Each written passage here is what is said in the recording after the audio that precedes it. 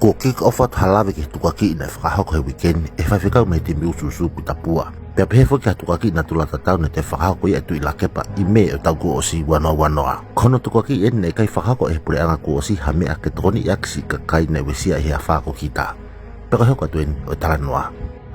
I hiri e whakatontonu pea mo tukaki na whakahoko tu i lakepa ke se misika ne kai tali e sea e whakatontonu. Ka guanga whewhe i tau uloi o kuloi e tukaki ini. He ko poa stay pe mo pohiwa tu i one toa na ana whakamatala mai.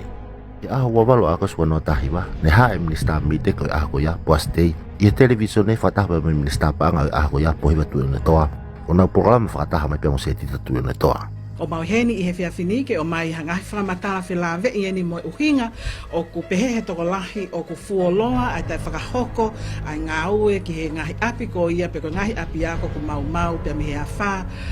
ko ia ko kita. O munite whanoa ko toa e programani pa e kai malawa ke tuka kata tohen he fuoloa. Kai malawa e hataha o mamata i he linki ko ni. E whaha e poa stay a stages ke he tolu.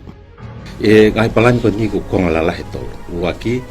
ko immediate response ai ko immediate response na mau palan pe mother foi mahina faki mu ako i siulai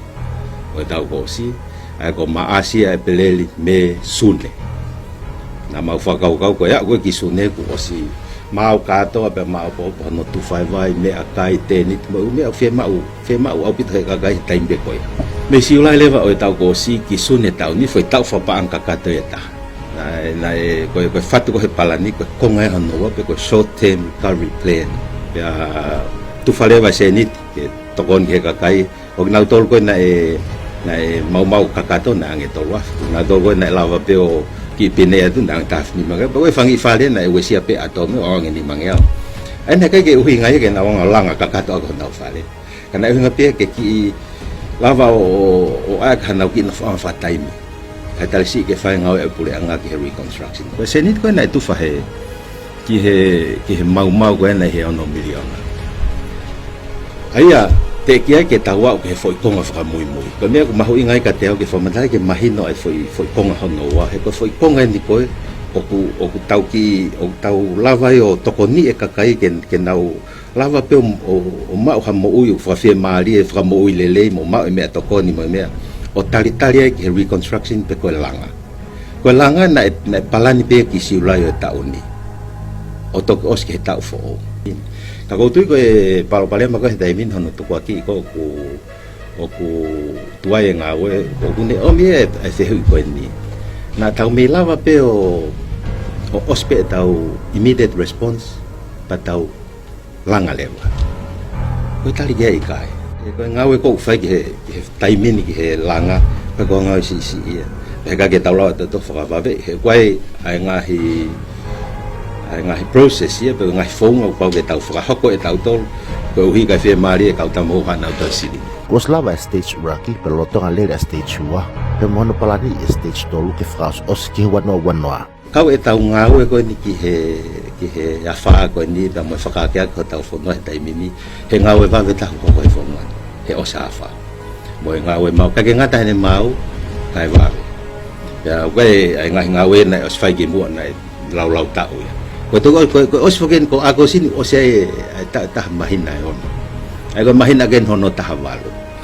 eto me ge mi sa ba nga na he ku mau palani ke fra ko ai langa kon ke u fale no fa ke o to over to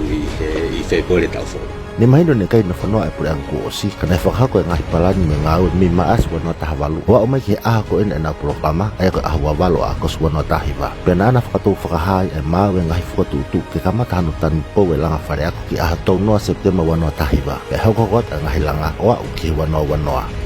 pe mau whakaukau pe lava ki tau groundbreaking a tau noa o September